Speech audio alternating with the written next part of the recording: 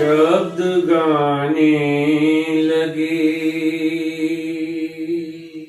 शब्दों और सुरों के मिलन की कहानी। शब्द गाने लगे।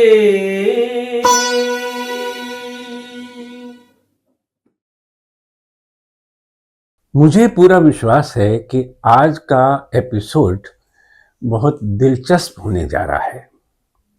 आज हम जिस विषय पर बात करेंगे उसका संबंध भाषा के व्याकरण के साथ है।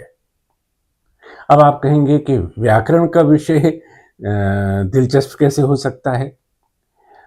बिल्कुल हो सकता है, आप सुनते जाइए।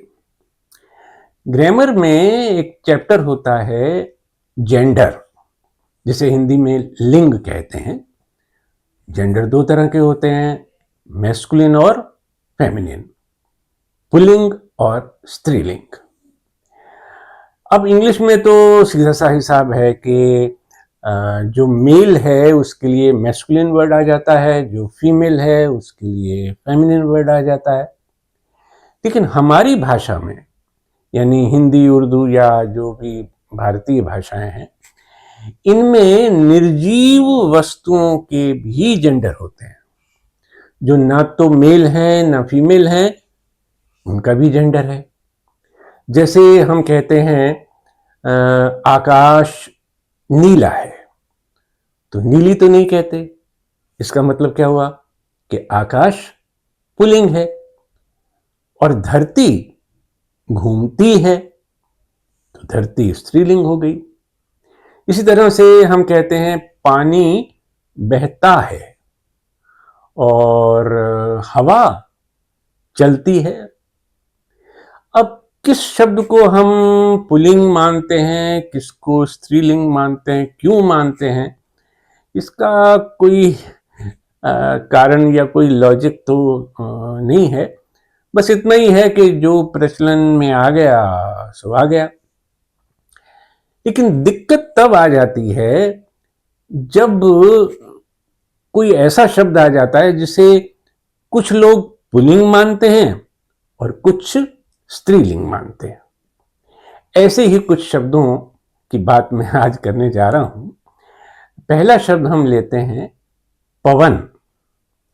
अब पवन हिंदी का शब्द है, हवा को कहते हैं पवन। और हिंदी में पवन जो है वो पुल्लिंग शब्द है। गीतों में भी हिंदी के कवि जो हैं वो इसे पुल्लिंग के रूप में ही इस्तेमाल करते हैं। जैसे हाँ, कवि प्रदीप का लिखा हुआ गीत है, गगन झंझना रहा, पवन सनसना रहा, लहर लहर पे आज है तूफान। तो पवन सनसना रहा यानी पवन पुल्लिंग है। लेकिन पवन शब्द का इस्तेमाल उर्दू शायरों ने भी किया है। और वो कैसे किया है? उन्होंने पवन को स्त्रीलिंग माना है। जैसे मजरू सुल्तानपुरी का लिखा हुआ गीत है, पवन दीवानी न माने, उड़ाए मोरा घुंघटा, पवन दीवानी। तो यहां पवन दीवानी है यानी स्त्रीलिंग है। वैसे मेरा ख्याल है कि अगर मजरू साहब ने पवन दीवाना लिखा होता, पवन दीवाना उड़ाए मोरा घुंघटा, तो ये गीत ज्यादा रोमांटिक हो सकता था। चलिए दूसरा शब्द लेते हैं, और ये शब्द है वसंत, जिसे हम बसंत भी कहते हैं। इतना ही फर्क है कि वसंत जो है वो संस्कृत से आया तत्सम शब्द है, और बसंत जो है वो उसका तद्भव रूप हो जाता है। तो जो वसंत है उसे पुल्लिंग माना गया है। जैसे भरत व्यास का लिखा हुआ गीत है, लहराया वसंत लहराया, आज ऋतुओं का राजा आया। तो वसंत लहराया यानी वसंत पुल्लिंग है। लेकिन जब वसंत का ये बसंत हो जाता है तो जेंडर बदल जाता है।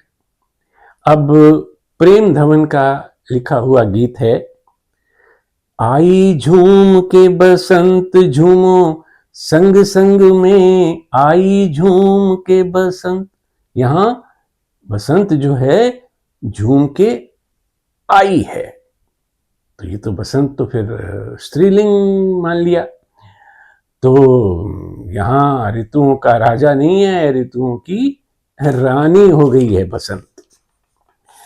चलिए अगला शब्द लेते हैं, और ये शब्द है पतवार। पतवार भी हिंदी का शब्द है, चप्पू को कहते हैं जिससे नाव चलती है। तो पतवार भी स्त्रीलिंग शब्द है, और आमतौर पे गीतों में हमने तो सुना है उसको स्त्रीलिंग के रूप में। शमीम जयपुरी का लिखा हुआ एक गीत है, आपने सुना होगा, मुझको इस रात की तन्हाई में आवाज न दो। इसी गीत में एक लाइन आती है, मेरे हाथों ही से पतवार मेरी छूट गई। तो छूट गई यानी पतवार स्त्रीलिंग है। लेकिन शकील बदायूनी का एक गीत है, दिल तोड़ने वाले तुझे दिल ढूंढ रहा है। और इस गीत की एक लाइन है, कश्ती भी गई हाथ से पतवार भी छूटा। अब आप देखिए, शमीम जयपुरी के हाथ से पतवार छूटी थी और शकील बदायूनी के हाथ से पतवार छूटा है। अब दोनों उर्दू के शायर हैं, लेकिन एक उसे स्त्रीलिंग मान रहा है और दूसरा पुल्लिंग मान रहा है। अगला शब्द लेते हैं सांस। जी हाँ, सांस। अब वैसे तो ये सांस शब्द जो है वो संस्कृत के श्वास से आया है, तो श्वास तो तत्सम हो गया, सांस जो है वो उसका तद्भव हो गया। पर इस वक्त हम श्वास की बात नहीं करेंगे, हम सिर्फ सांस की बात करेंगे। तो ये जो शब्द है सांस, इसे भी स्त्रीलिंग के रूप में इस्तेमाल किया जाता है। बहुत से गीतों में, गज़लों में इसका ऐसे ही इस्तेमाल हुआ है। वो तस्लीम फाजली की गज़ल आपने सुनी होगी, हमारी सांसों में आज तक वो हिना की खुशबू महक रही है। तो हमारी सांसों, तो हमारी है तो इसका मतलब सांस जो है स्त्रीलिंग है। लेकिन हसरत जयपुरी की एक गजल है, उनके ख्याल आए तो आते चले गए। इसी गजल का एक मिसरा है, जो सांस आ रहा है किसी का पयाम है। जो सांस आ रहा है, तो यानी हसरत जयपुरी ने सांस को पुल्लिंग बना दिया। अब आप कहेंगे कि हसरत जयपुरी तो भाई फिल्मी शायर थे और फिल्मी शायर तो कुछ भी लिख देते हैं, लेकिन अब मैं एक बहुत बड़े शायर की बात आपको बताऊंगा। कौन से शायर है वो मैं आपको बताता हूँ। पहले आप वो शब्द सुन लीजिए जिसके बारे में हम बात करेंगे, और ये शब्द है राह गुजर। राह गुजर उर्दू का लफ्ज है और इसे स्त्रीलिंग माना गया है। वो एक गजल है अपने कृष्ण बिहारी नूर की। धुन है ये आम तेरी, राह गुजर होने तक हम गुजर जाए जमाने को खबर होने तक। तो धुन है ये आम तेरी राह गुजर होने तक, तेरी राह गुजर, तो यानी स्त्रीलिंग है राह गुजर। लेकिन मिर्जा गालिब, मैंने कहा था ना मैं बहुत बड़े शायर की बात बताऊंगा आपको। मिर्जा गालिब ने क्या लिखा है, उनकी एक गजल है, फिर मुझे दीदाए तर याद आया। इसी गजल का मिसरा है, क्यों तेरा राह गुजर याद आया, क्यों तेरा राह गुजर याद आया। तो गालिब ने राह गुजर को पुल्लिंग माना है। अब देखिए, बड़े शायर तो चाहे कुछ भी लिख दें, अब उन्हें तो कौन कुछ कह सकता है। अब दिक्कत हो जाती है नए लोगों के लिए कि वो किसे सही माने और किसे गलत माने। चलिए 2 शब्द हम और ले लेते हैं, वैसे तो शब्द बहुत से हैं मेरे पास। तो एक शब्द है भोर, हिंदी का शब्द है, सुबह को कहते हैं भोर। और जितने भी गीतों में हमने, कविताओं में भोर शब्द सुना है या पढ़ा है, तो स्त्रीलिंग के रूप में ही उसे प्रयुक्त किया जाता है। वो वंशीधर शुक्ल का लिखा हुआ गीत आपने भी सुना होगा। उठ जाग मुसाफिर भोर भई, अब चैन कहाँ जो सोवत है। तो जाग मुसाफिर भोर भई, भई लिखा है, तो इसका मतलब है कि भोर स्त्रीलिंग है। लेकिन मेरे कवि मित्र हैं, उन्होंने मुझे एक अपना नवगीत भेजा और उसमें उन्होंने लिखा था भोर हुआ।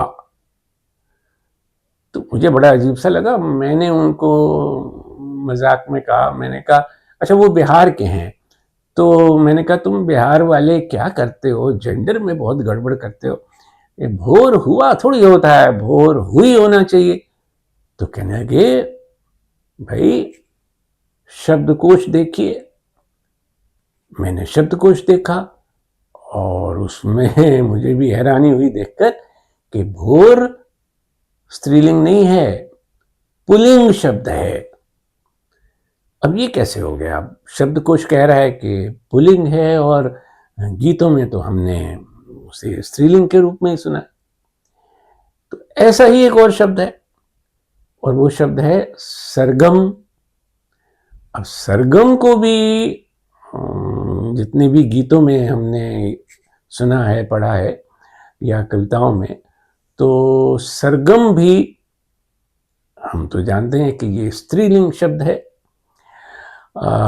वो नीरज का लिखा हुआ गीत बड़ा मशहूर है, कौन सा भला? फूलों के रंग से दिल की कलम से। इसी गीत में एक लाइन आती है, सांसों की सरगम धड़कन की बीना। तो सांसों की सरगम तो स्त्रीलिंग है, लेकिन शब्दकोश में सरगम भी पुल्लिंग है। अब देखिए ये सब कितना कंफ्यूजिंग है, कोई पुल्लिंग कह रहा है, कोई स्त्रीलिंग कह रहा है। मेरे एक परिचित हैं जो हिंदी के बहुत विद्वान हैं, तो मैंने उनके सामने ये प्रश्न रखा, ये सारे शब्द उनके सामने रखे और मैंने उनसे पूछा, आप बताइए ये पुल्लिंग है या स्त्रीलिंग है। ये सारे उदाहरण भी मैंने उनके सामने रखे, तो सुनकर वो 1 मिनट तो चुप रहे। फिर बोले, मान्यवर, ये जितने भी शब्द आपने बताए हैं ये सब उभयलिंगी हैं, अर्थात ये दोनों प्रकार से प्रयुक्त हो सकते हैं, पुल्लिंग के रूप में भी और स्त्रीलिंग के रूप में भी। मैंने कहा चलिए मान लिया उभयलिंगी हैं, तो फिर शब्दकोश में इन्हें उभयलिंगी क्यों नहीं बताया गया? किसी शब्द को पुल्लिंग बताया गया है या फिर स्त्रीलिंग बताया गया है, उभयलिंगी तो नहीं लिखा शब्दकोश में। तो मेरी इस बात का उनके पास कोई जवाब नहीं था। आपके पास जवाब है तो कमेंट सेक्शन में लिख भेजिए, और ये भी लिख भेजिए कि आपको आज का ये एपिसोड कैसा लगा। हमारा आज का ये एपिसोड अगर आपको अच्छा लगा हो तो प्लीज लाइक, कमेंट और शेयर करना ना भूलें। और हमारा ये चैनल आपने सब्सक्राइब तो किया है ना?